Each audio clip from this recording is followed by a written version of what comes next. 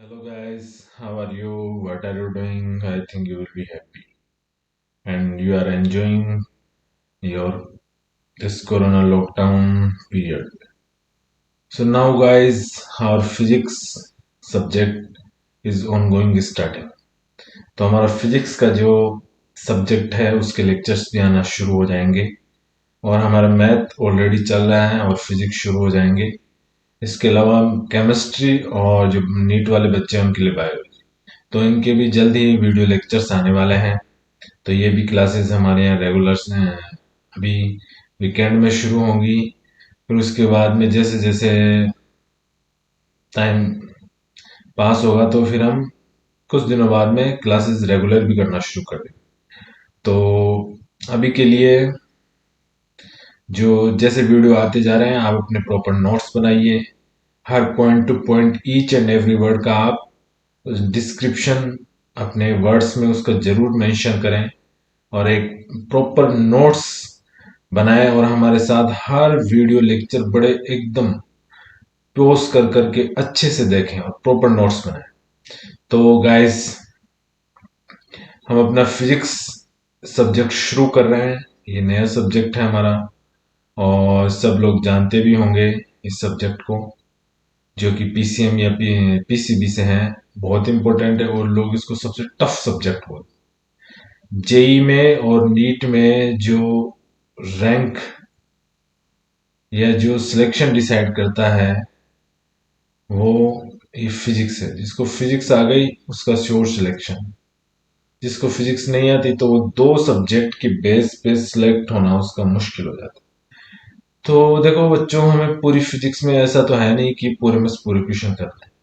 हमें कुछ क्वेश्चन करने, इतने क्वेश्चन करने कि हम एक ऐसे क्वांटम तक पहुंच जाए स्कोरिंग में जिससे कि हम अच्छा कॉलेज अचीव हो जाए।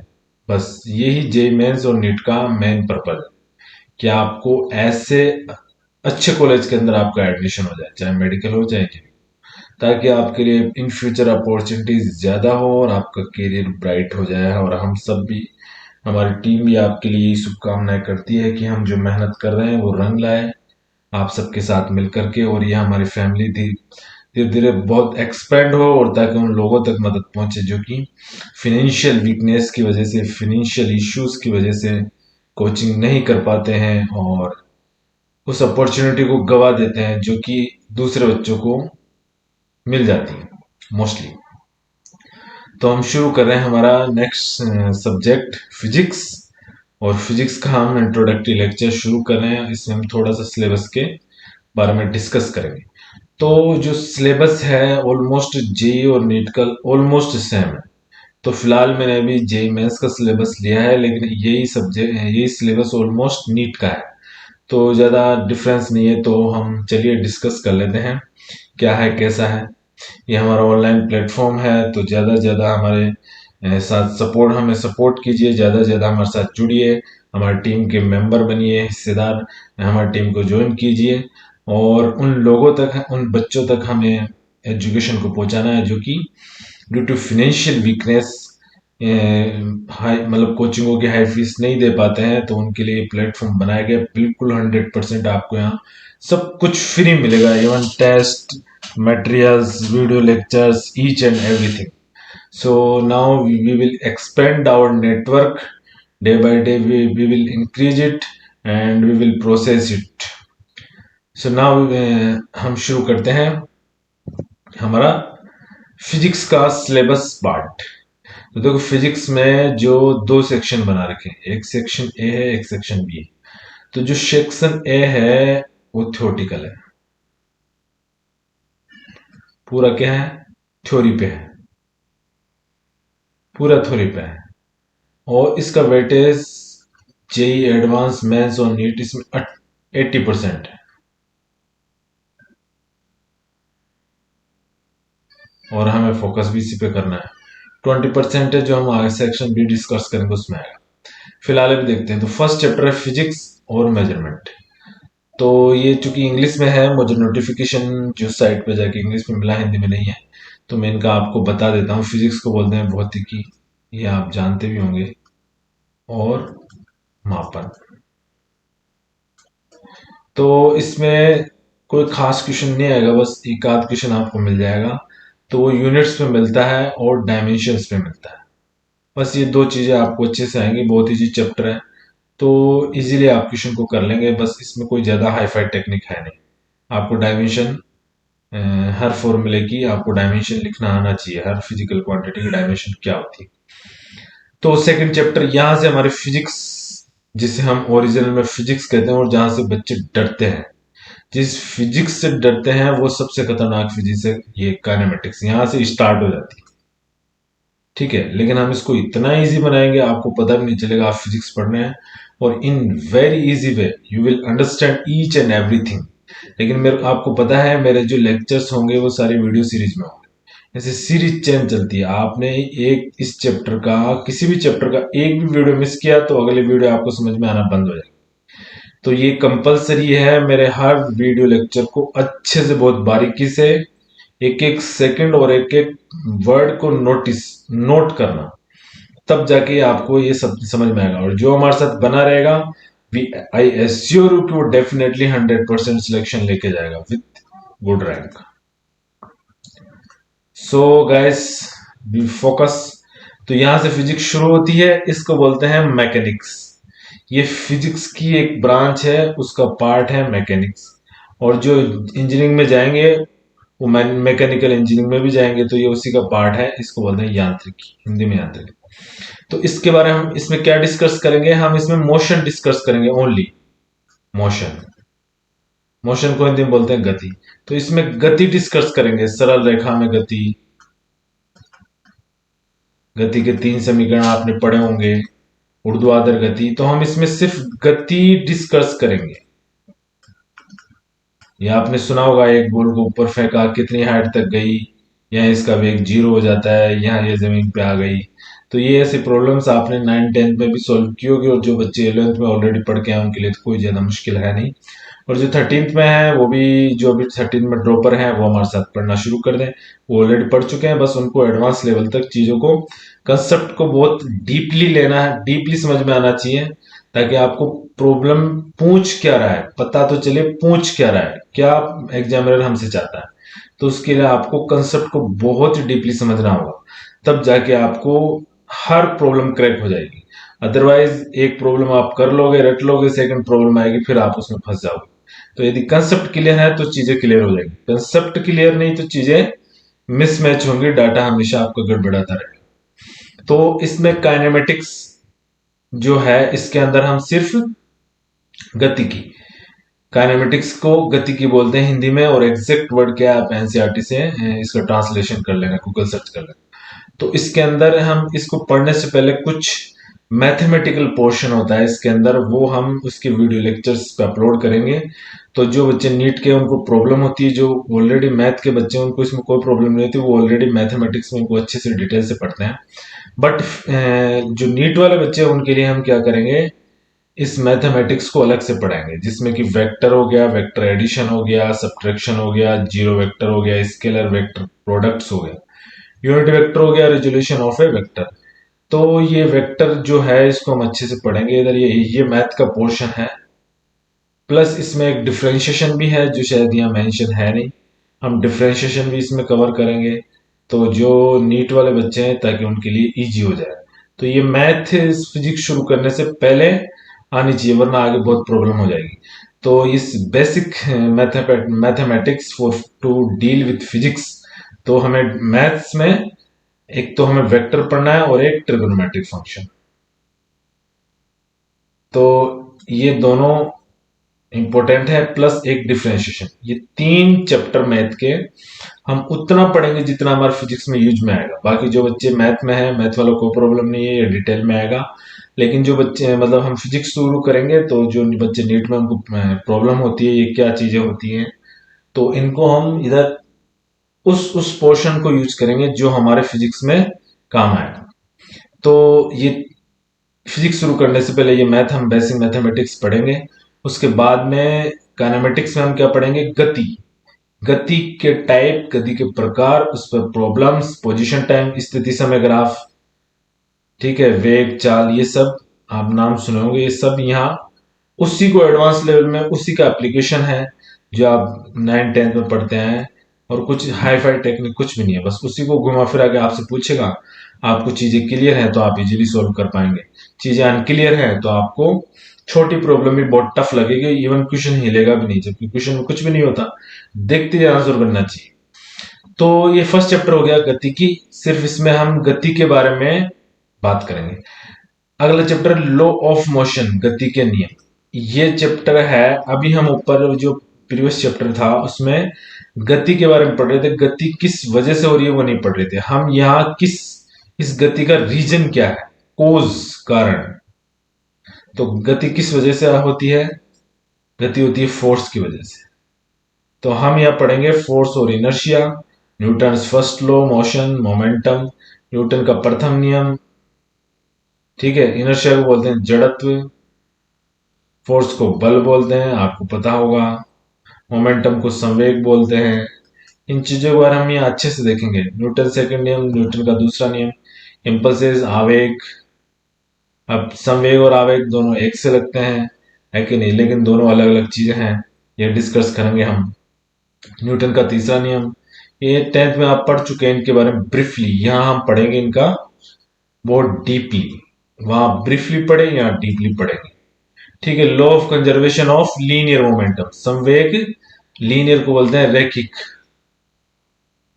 तो जो law of conservation of linear momentum, linear momentum का संरक्षण का नियम, लीनियर मोमेंट को क्या बोलेंगे, रैखिक संवेग। तो संवेग के भी अब दो टाइप हो गए, लीनियर और एंगुलर। एंगुलर हम रोटेशन वाले चैप्टर में पढ़ेंगे। फिर से एप्लीकेशन और इसके अनुप्रयोग। आपने ये प्रॉब्लम सुना होगा, एक बॉम्ब है, उसको कहीं फेंका तो वो बॉम्ब दो पार्ट्स में, विस्फोट करने पे दो पार्ट्स में डिवाइड।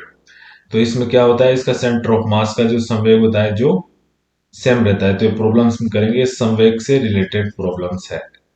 उसके बाद में इसमें हम फ्रिक्शन देखेंगे, लॉ ऑफ फ्रिक्शन देखेंगे, रोलिंग फ्रिक्शन देखेंगे। स्टैटिक को बोलते हैं स्थैतिक, काइनेटिक को बोलते हैं गतिक, गति घर्षण। लॉ ऑफ फ्रिक्शन, फ्रिक्शन के घर्षण के नियम।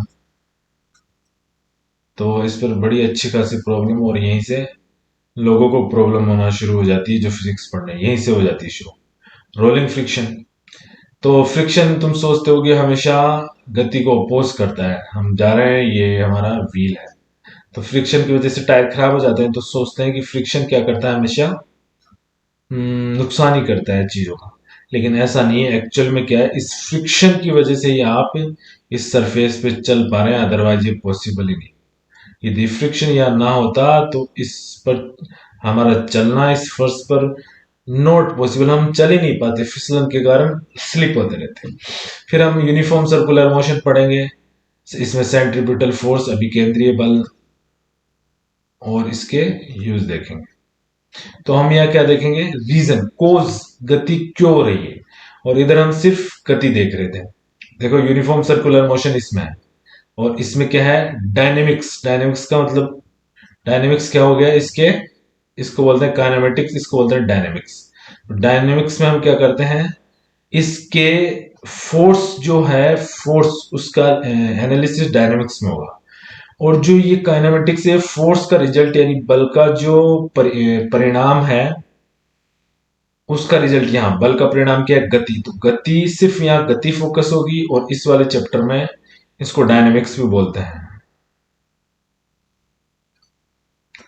इसमें हम गति के कोज यानी फोर्स पर फोकस करेंगे। नेक्स्ट चैप्टर है हमारा वर्क, एनर्जी एंड पावर। ये भी बहुत अच्छा चैप्टर है, और एनर्जी के बारे में हमें ज्यादा फोकस करना है, वर्क और पावर के बारे में भी।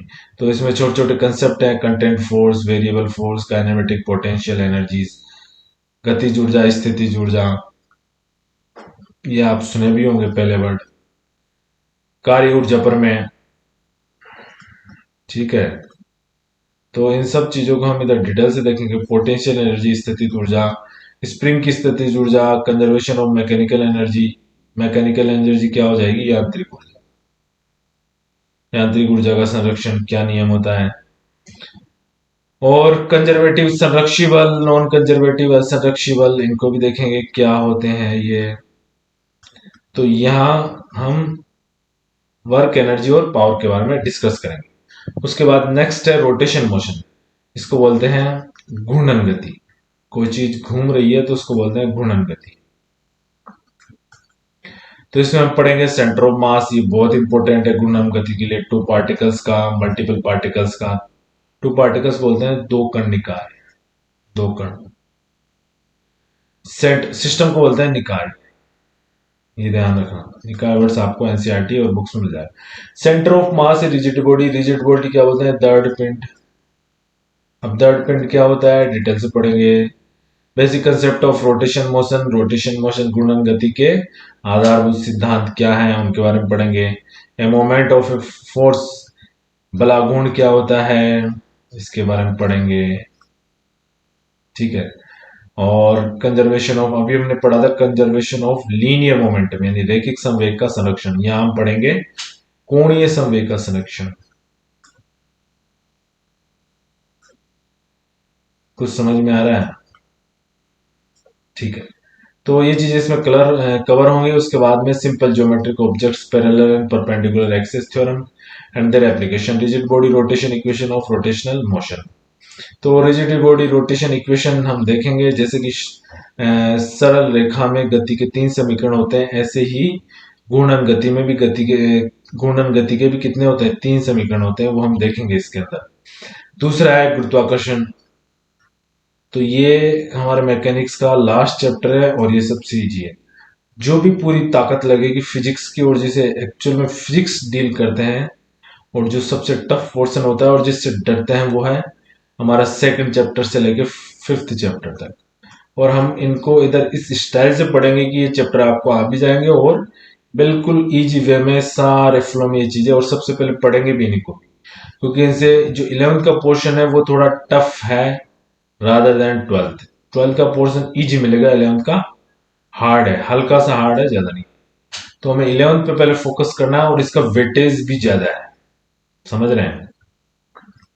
इसका वेटेज 12th के वेटेज से क्या है? ज्यादा है। तो हमें इस पे ज्यादा फोकस करना है। तो ये जो चैप्टर है बहुत अच्छे से सीखना है। अगला है properties of solids and liquids. अब हम पढ़ेंगे सॉलिड्स और लिक्विड की क्या प्रॉपर्टी होती है। तो हम देखेंगे इसमें इलास्टिक बिहेवियर। इलास्टिक को बोलते हैं प्रत्यास्थ, चीजों का प्रत्यास्थ व्यवहार। क्या होती है प्रत्यास्थता? Stress strain relationship. स्ट्रेस को बोलते हैं तनाव, स्ट्रेन को बोलते हैं विकृति। तो इनके बारे में डिटेल से पढ़ेंगे। हुक्स लॉ, हुक का नियम, यंग का प्रत्यास्था नियम, यंग्स ये रहा यंग्स।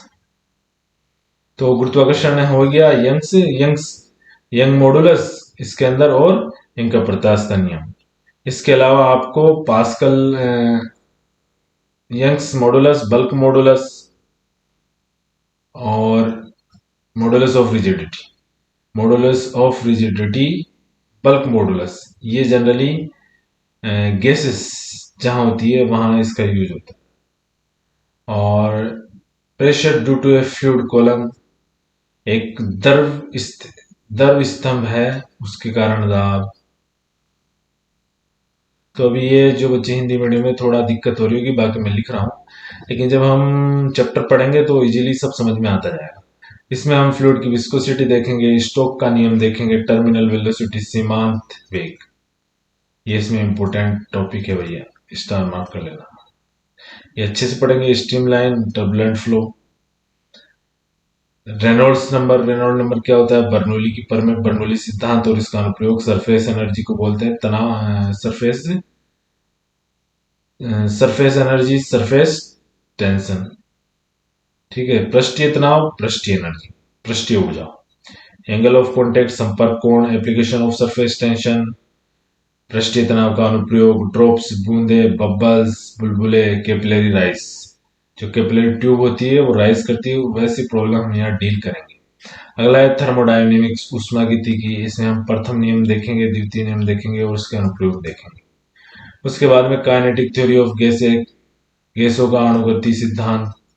तो गैसों के बारे में किस किस वैज्ञानिक की क्या अवधारणा है और उसके क्या रिजल्ट्स हैं और उनका क्या एप्लीकेशन है और हमारे कौन सा काम आएगा वो देखेंगे। तो ये इसके अंदर आएगा। नेक्स्ट है ऑसिलेशन एंड वेव, दोलन एंड और तरंगे। तो तरंग क्या होती है, एसएचएम सिंपल हार्मोनिक मोशन क्या है, ऑसिलेशन ऑफ स्प्रिंग क्या होता है, SHM kinematics and potential energy, simple pendulum. ये एक्सपेरिमेंट आप 11th में जो पढ़ा है उन्होंने अच्छे से किया भी होगा, तो इसको हम देखेंगे। अगला है वेव मोशन में longitudinal and transverse wave, speed of A wave अनुप्रस्थ, और लॉन्गिट्यूडनल को बोलते हैं अनुदैर्ध्य और इसको बोलते हैं अनुप्रस्थ। स्पीड ऑफ ए वेव, एक वेग का वेग, तरंग का वेग। अगला है इलेक्ट्रोस्टैटिक्स, यहां से बच्चों हमारा 12th शुरू हो चुका है, ये 11th का पोर्शन है पूरा और बहुत इंपॉर्टेंट पोर्शन है। ये पूरे जेई में 60% का वेटेज रखता है, 60-40, इवन इससे भी ज्यादा हो सकता है। 60-40 का रेशियो 11th और 12th का रहेगा, तो बच्चों 12th 11th अच्छे से पढ़नी। 12th इजी है, कोई मुश्किल है नहीं, जिन्होंने 12th एग्जाम क्लियर कर लिया तो उन्हें तो पता होगा। जो नहीं किया वो हमारे साथ बने रहिए, वो पढ़ते रहिए, चीज़ों को रिवाइज करते रहिए, क्लास में उनके टीचर पढ़ाएं तो और अच्छे से रिवाइज कर लिए। लेकिन ये अज्यूम है कि जब आप हमारे लेक्चर अटेंड करेंगे तो आप उस लेवल तक आ जाएंगे, क्लास का लेवल आपको बहुत ईजी लगेगा। जैसे टीचर को आप उस लेवल पे पहुंच जाएंगे कि टीचर आपसे कम जानता हो और आप टीचर से ज्यादा जानते हो। तो इसमें हम विद्युत आवेश पढ़ेंगे,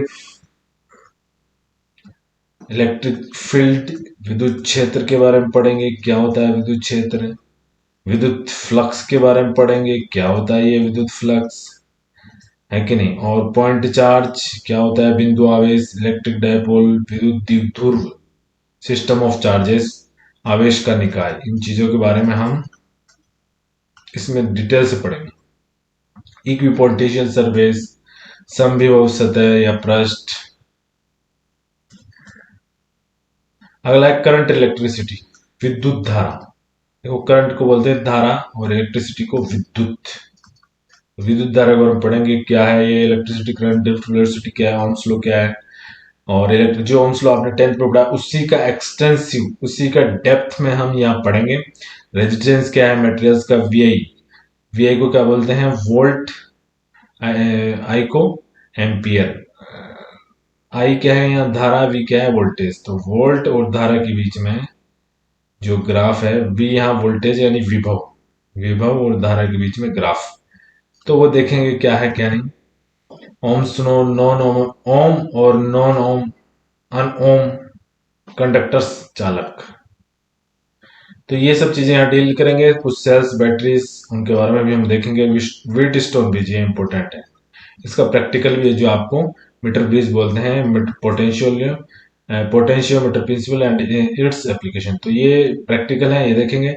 इसमें सबसे इंपॉर्टेंट है किरचॉफ लॉ, ये बहुत इंपॉर्टेंट है और 12th के एग्जाम से तो स्पेशली, और जेई के लिए बहुत इंपॉर्टेंट है। अगला है magnetic effect of current and magnetism, ये भी 12th का बहुत इंपॉर्टेंट चैप्टर है, डबल स्टार मार्क करेगा। इसे हम बायो सावर्ट लॉ पढ़ेंगे, ये पूरे चैप्टर की रीढ़ की हड्डी है, बैकबोन। ये जिसको नहीं समझ में आया वो कुछ नहीं कर सकता इस चैप्टर के अंदर, और ये जिसको समझ में आ गया वो इस चैप्टर का खिलाड़ी बन जाएगा।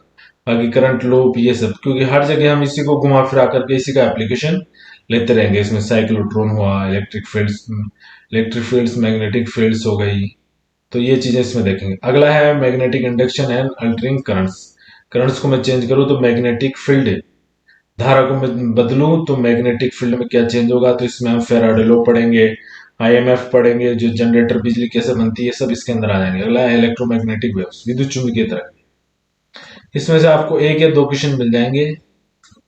विद्युत चुंबकीय तरंग क्या होती है, जो इलेक्ट्रोमैग्नेटिक, विद्युत क्षेत्र और प्लस चुंबकीय क्षेत्र, जब इन दोनों में परिवर्तन होता है तो हमारे पास विद्युत ईएमएफ, ईएम वेव्स पैदा होती है, विद्युत चुंबकीय तरंगे पैदा होती है, तो इसका ध्यान रखना। और ये किस रीजन से, ये त्वरित आवेश बोलते हैं इसको, एक्सिलेटेड चार्ज, उसकी वजह से क्या होता है, इलेक्ट्रोमैग्नेटिक वेव्स जनरेट होती है। यदि सिर्फ विद्युत क्षेत्र और चुंबकीय क्षेत्र ना हो तो भी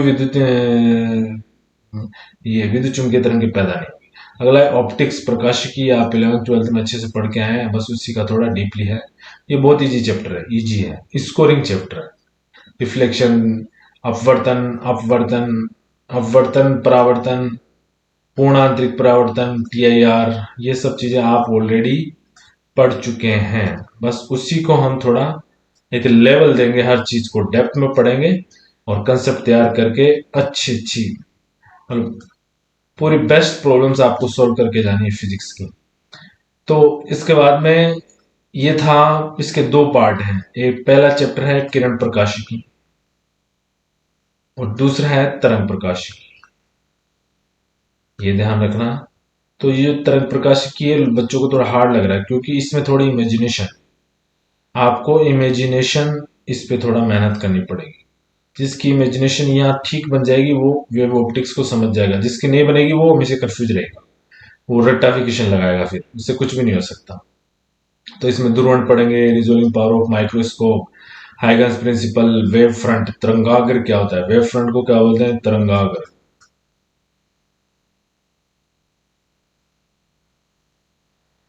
लॉ ऑफ रिफ्लेक्शन, अपवर्तन परावर्तन के नियम, refreshing using Huygens principle, interference व्यतिकरण, ये इंपॉर्टेंट टॉपिक है इस पूरे चैप्टर का, ये सबसे इंपॉर्टेंट और जहां से न्यूमेरिकल बनने की सबसे ज्यादा संभावना है वो व्यतिकरण है। इसके अलावा एक डिफ्रैक्शन भी होता है, विवर्तन, ठीक है, एक इंटरफेरेंस एक डिफ्रैक्शन, तो ये विवर्तन, ये भी हम अच्छे से पढ़ेंगे, इसके अंदर चीजों को देखेंगे। दूसरा dual nature of matter and radiation, यानी कि जो पदार्थ की द्वैत प्रकृति होती है, यानी जो पदार्थ है वो वेव नेचर में भी होता है और पार्टिकल नेचर में भी, यानी इसकी तरंग प्रकृति भी होगी और कण प्रकृति, ये दोनों डिटेल से देखेंगे।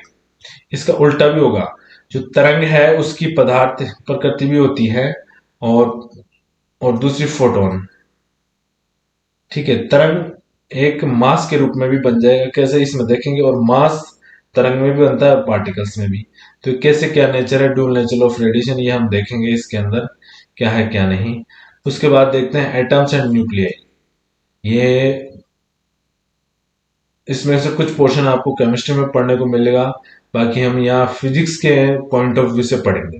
तो ये अणु और नाभिक, इसके बारे में हम थोड़ा, जो जिन्होंने केमिस्ट्री में पढ़ा है शुरू शुरू में इसको, उनके लिए इजी होगा, कोई ज्यादा मुश्किल है नहीं, समझ जाएंगे इजीली, उनके लिए चैप्टर समझना आसान होगा। लेकिन हम यहाँ जो जिस तरीके से चीजों को यूज करेंगे आपको फिजिक्स में उसी तरीके से यूज करना है, कंफ्यूज नहीं होगा। ऐसे ही थर्मोडाइनमिक्स है, ये केमिस्ट्री में मिलेगा, लेकिन दोनों का यूज करने का तरीका अलग अलग है।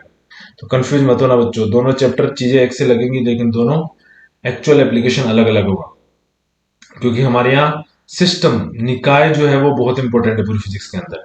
अगला बहुत इंपॉर्टेंट चैप्टर है एटम्स एंड न्यूक्लियाई। अगला चैप्टर है इलेक्ट्रॉनिक डिवाइसेस। तो ये एक, जो जिनका जेई सिलेक्ट हो जाए और जो इलेक्ट्रॉनिक्स या इलेक्ट्रॉनिक्स एंड कम्युनिकेशन लेगा तो उसके लिए ये चैप्टर बहुत इंपॉर्टेंट है। फर्स्ट ईयर में भी जो बच्चे जाएंगे उनको ये पढ़ाया जाएगा, सबके लिए कॉमन होता है, और ये बहुत ही मतलब उलझा हुआ चैप्टर है, बहुत ही चीजें एकदम ऐसे आपस में मैश होंगी। तो इसको लेकिन अपन बिल्कुल डायग्राम के साथ बिल्कुल इजी वे में पढ़ेंगे और एकदम प्रैक्टिकल, ये पूरा चैप्टर प्रैक्टिकल पे चलता है, पूरा चैप्टर प्रैक्टिकल पे, आपको रिजल्ट एनालिसिस करना होगा। जब तक आप एनालिसिस नहीं करेंगे तो जो ट्वेल्थ में है वो ये प्रैक्टिकल जरूर करे, जेनर डायोड का, उनके प्रैक्टिकल में है भी, देखे क्या हो रहा है असल में चीजों में क्या हो रहा है, वरना ये चैप्टर समझना मुश्किल है। लेकिन फिर भी, और इसमें लेकिन इतना ज्यादा वेटेज है नहीं इसका, 1 या 2 क्वेश्चन इससे बनेंगे, ज्यादा कुछ है नहीं, लेकिन इसमें चीजें टिपिकल लगती हैं देखने में, लेकिन है इजी, यदि कंसेप्ट क्लियर है अच्छे से पढ़ा जाए तो इजी है। कम्युनिकेशन सिस्टम, ये बिल्कुल इसमें मुश्किल से एक क्वेश्चन बनेगा, जो हम कम्युनिकेशन पढ़ते हैं इलेक्ट्रॉनिक वेव्स, उसी का हम देखेंगे इधर। आप कम्युनिकेशन के पहले पढ़ते हैं, इसके बारे में थोड़ा सा जानेंगे थोड़ा, ये इसी का ENCT कम्युनिकेशन, तो इलेक्ट्रॉनिक्स इसमें आ गई, कम्युनिकेशन इसका पार्ट हो गया। तो ये आपकी इलेक्ट्रॉनिक्स एंड कम्युनिकेशन ब्रांच का ये 2 चैप्टर है। अगला सेक्शन भी, हमने अभी तक सेक्शन ए पढ़ा था वो पूरा थ्योरेटिकल, ये सारा प्रैक्टिकल, तो इसका वेटेज भी 10 to 15% और अप टू 20% है।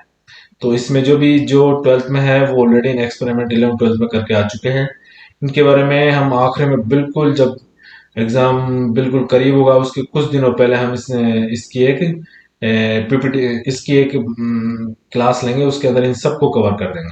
तो इसमें वर्नियर कैलिपर्स आप सब जानते हैं, स्क्रू गेज क्या होता है, सिंपल पेंडुलम में एनर्जी लॉस क्या होता है, मीटर स्केल क्या होता है, यंग्स मॉडुलस का elasticity, surface tension of water bye capillary rise and effect of detergent, coefficient of viscosity of A given viscous liquid. Viscous को क्या बोलते हैं? शान। शांता गुणांक कैसे पता करेंगे?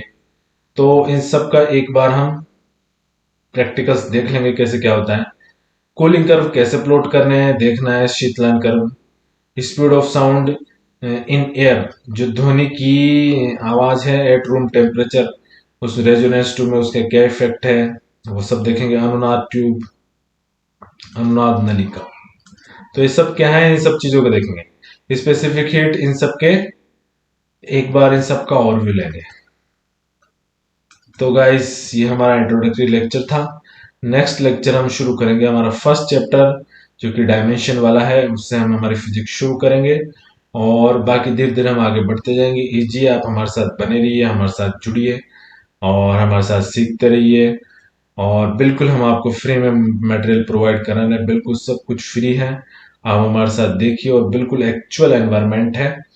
और धीरे धीरे हम इन फ्यूचर जल्दी से जल्द आपको डिजिटल बोर्ड पर पढ़ाने की पूरी पूरी कोशिश करेंगे। डिजिटल बोर्ड का प्लान है, जैसे जैसे इसमें हम यदि सक्सीड होते हैं तो नेक्स्ट आपको इससे भी बेटर क्वालिटी के साथ पढ़ाया जाएगा with actual environment of coaching without any fish and assurance of 100% selection guarantee. If you become persistent and consistent with us, आप हमारे साथ बने हुए हैं सतत रूप से कंटिन्यूअस, तो डेफिनेटली आपकी मेहनत रंग लाएगी। So thank you guys. हमारे वीडियो को ज्यादा से ज्यादा लाइक कीजिए, शेयर कीजिए और जो नए वो सब्सक्राइब कीजिए और जल्दी से नोटिफिकेशन पाने के लिए घंटी के बेल आइकन को जरूर दबाइए। Thank you so much, bye bye.